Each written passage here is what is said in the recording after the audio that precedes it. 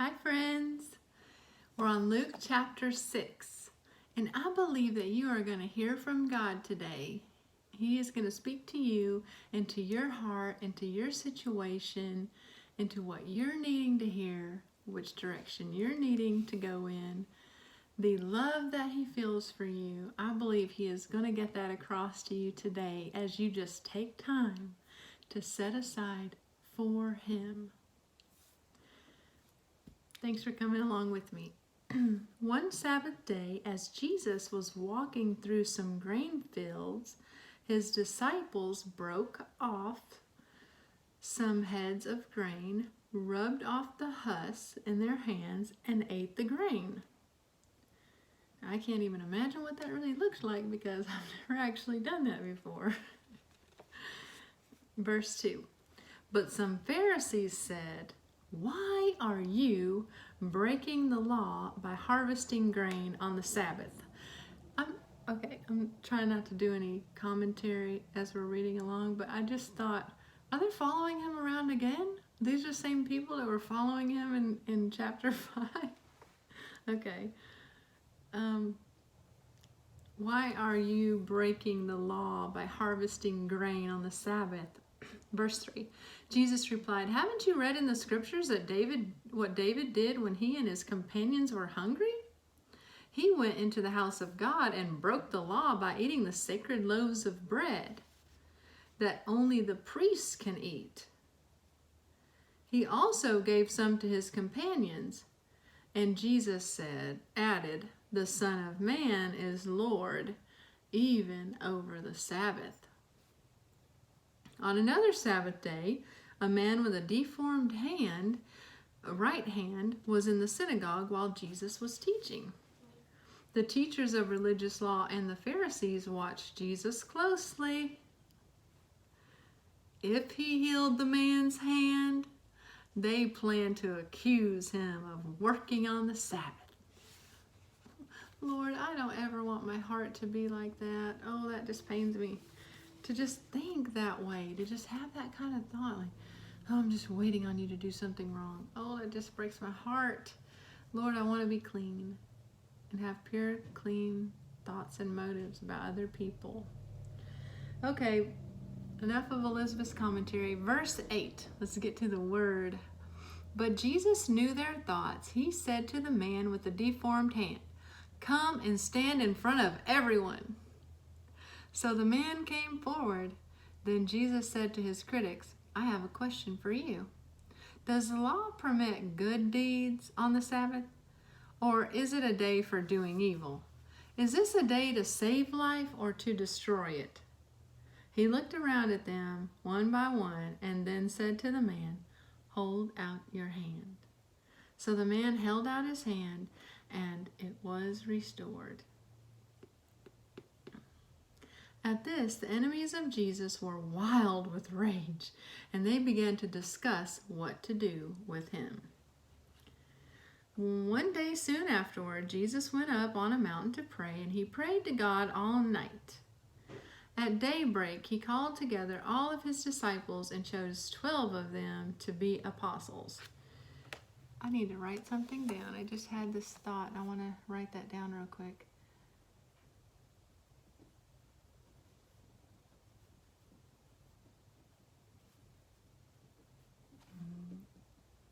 I'm going to tell you what I said, what I'm writing down.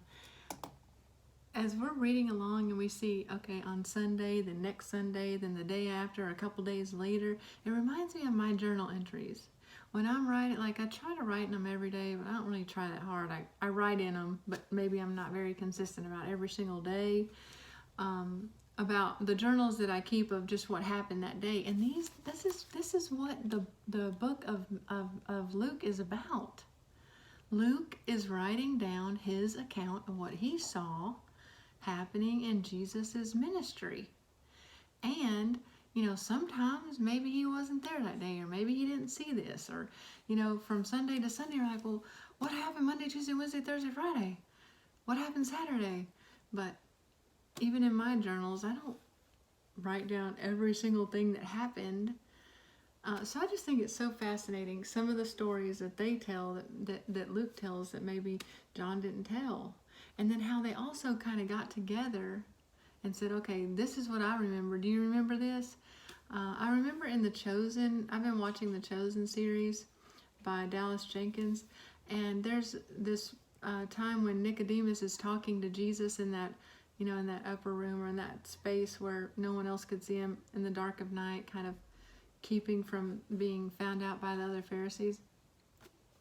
And in the video, it doesn't say it in the scripture, but in the video, John and another disciple are kind of sitting at the steps, listening in, and he's writing down what he's hearing Jesus say.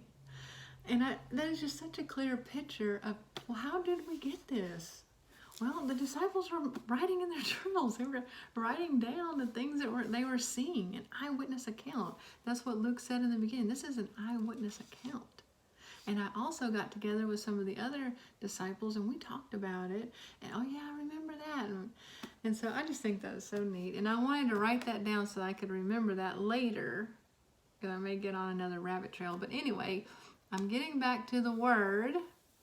And where were we at? Okay, one day soon afterward, verse 12. Jesus went up on a mountain to pray, and he prayed to God all night. At daybreak, he called together all of his disciples and chose 12 of them to be apostles. Here are their names: Simon, whom he named Peter; Andrew, Peter's brother; James, John, Philip, Bartholomew, Matthew, Thomas, James, son of Alphaeus, Simon, who was also called the Zealot, Judas, son of James, and Judas Iscariot, who later betrayed him. When they came... Can I just say one more thing? Okay, one more thing, maybe. Anyway, do you notice that Jesus was first spending the whole night praying with God, praying? And then he calls his disciples? Even Jesus was getting instruction from God on how to proceed with the next phase of his ministry, with the next phase of his life, what he's supposed to be doing. Such a picture for us, what we're supposed to be doing. Spending time in his word, spending time talking to him. I don't know what to do. I don't know what to do. Ask God. He will direct your path. And that's just an amazing example. Straight from the word.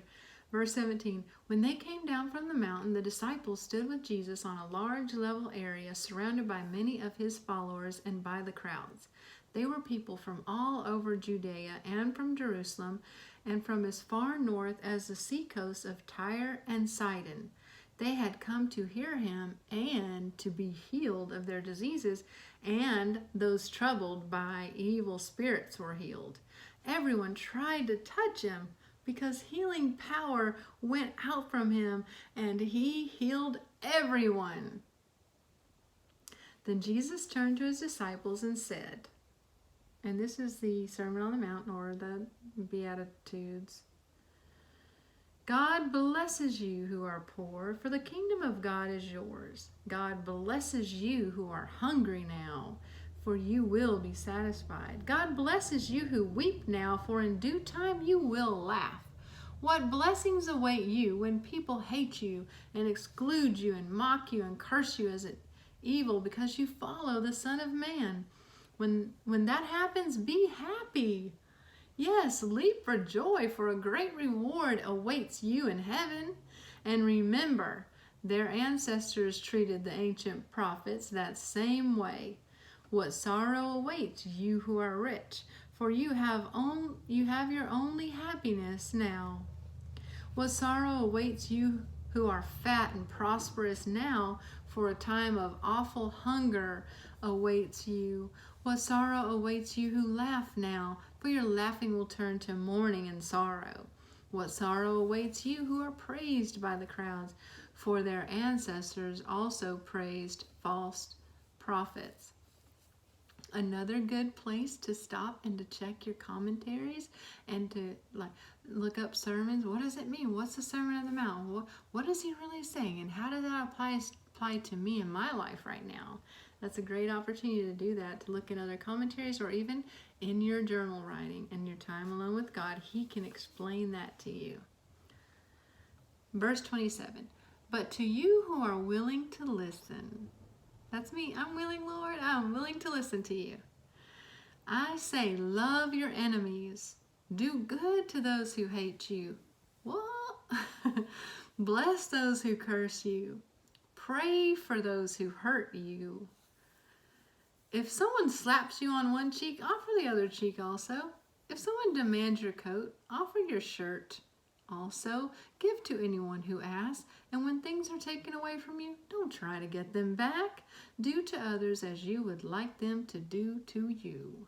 If you love only those who love you, why should you get credit for that? Even sinners love those who love them.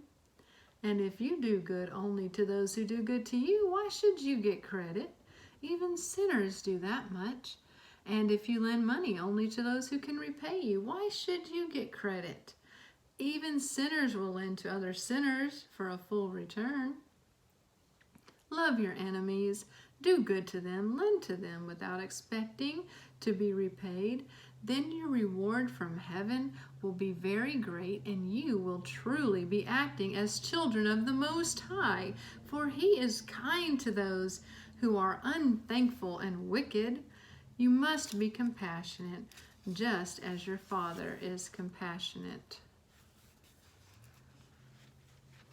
How can we do all those things? Because we're starting to grow closer to Him, and we recognize that if He's telling us to do something, it's for our very own good.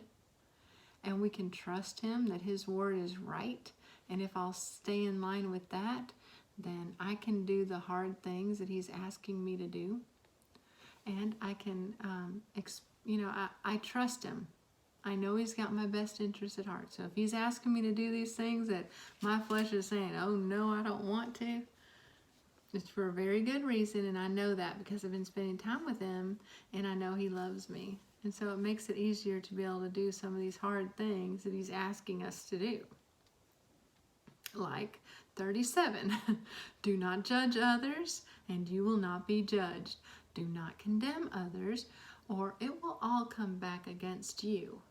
Forgive others, and you will be forgiven. Give, and you will receive. Your gift will return to you in full, pressed down, shaken together to make room for more, running over and poured into your lap. The amount you give will determine the amount you get back. Then Jesus gave the following illustration. Can one blind person lead another? Won't they both fall into a ditch? Students are not greater than their teacher, but the student who is fully trained will become like the teacher. Jesus is the teacher. We want to become like Him, so we got to do what He says, follow His instructions. And why worry about a speck in your friend's eye when you have a log in your own? How can you think of saying, friend, let me help you get rid of that speck in your eye when you can't see past the log in your own eye? Hypocrite! First, get rid of the log in your own eye. Then you will see well enough to deal with the speck in your friend's eye. A good tree can't produce bad fruit, and a bad tree can't produce good fruit. A tree is identified by its fruit. Figs are never gathered from thorn bushes, and grapes are not picked from bramble bushes.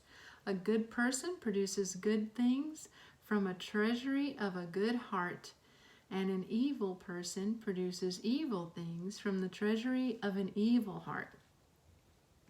What you say flows from what is in your heart. So why do you keep calling me Lord, Lord, when you don't do what I say? I will show you what it's like when someone comes to me, listens to my teaching, and then follows it. Oh, there's one of my favorite verses. Come to Jesus, listen to Him, and then do it. These are instructions for life. He tells you exactly how to live. Okay. It's like a person building a house who digs deep and lays the foundation on solid rock. When the flood waters rise and break against that house, it stands firm because it is well built. But anyone who hears and doesn't obey is like a person who builds a house right on the ground. without a foundation. When the floods sweep down against the house, it will collapse into a heap of ruins. That is chapter 6. And there are so many amazing things in here and just practical instruction for how to live your life. I was very intrigued with verse 10, where Jesus, he looked around at them. He's in the synagogue, one by one, and then said to the man, hold out your hand. So the man held out his hand, and it was restored. That is the verse I'm going to write and journal about. I'd love to hear which one you journal about. And until then, I'll see you next time. God bless you. Thank you for listening. The remote's not working.